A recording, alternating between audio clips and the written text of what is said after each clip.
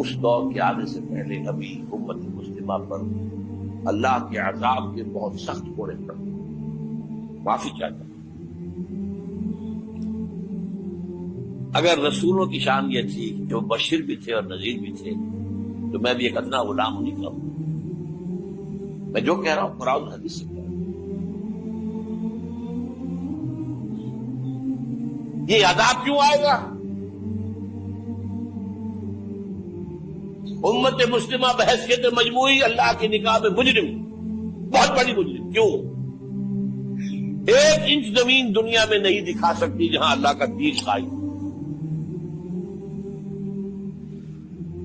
یہ مذہب ہے، مسجدیں ہیں، حج ہے اور عمرے ہیں، یہ مذہب ہے۔ دین کہاں ہے؟ اللہ کا نظام کہاں ہے؟ دین حق کہاں ہے؟ وہ نظام عدل کہاں ہے؟ وہ نظام سیاست